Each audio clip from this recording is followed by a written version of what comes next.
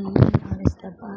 Ang oras natin ay 11:36, so it's still morning. So, hi. Gusto ko lang mag-share sa inyo ng word of God. Alam mo, kapag iniisip mo na wala nang nagmamahal sa'yo, meron, yun ay si Hesus Kristo. Kung wala ka ng pag-asa, lagi mong isipin merong pag-asa sa Panginoong Hesus Kristo. And huwag kang susuko sa buhay kasi tandaan natin, ang purpose natin in life is mabuhay para sa Panginoon at hindi mamuhay para sa ating mga sarili lamang. Ayan.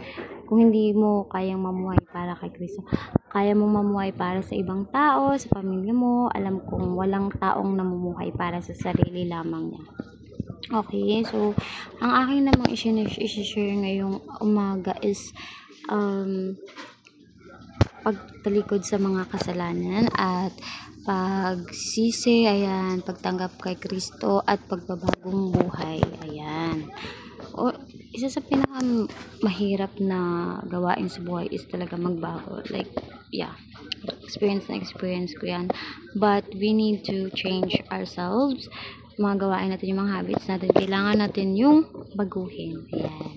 At una sa lahat, ating tatanggapin si Hesus Kristo bilang ating Panginoon at tagapagligtas. Dahil, guys, I'm telling you, honestly lang, kulang talaga ang buhay kapag wala ang Panginoon. And kulang na kulang talaga ang bawat araw kapag hindi mo siya nakakausap. Tapos maganda malas-malas pa. Kung maganda malas-malas man ang buhay mo, meron ka namang tatawagan at yun ang Panginoong Diyos. Mag-isa ka man, meron ka pa rin kasama at yun ang Panginoong Hesus Kristo. Ayan.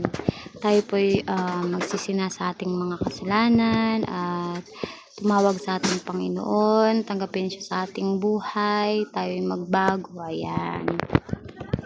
Siyempre, alam ko naman, kahit hindi natin aminin sa sarili natin, alam naman natin yun na ang Diyos at tayo lang nakakaalam na tayo ay makasalanan. So, ngayon po ay magbagong buhay na po tayo at tumawag tayo sa ating Panginoon at kilalanin natin siya bilang Panginoon at tagapagligtas na siya ay muling nabuhay para sa atin at nagsakripisyo para sa ating mga kasalanan. Ayan.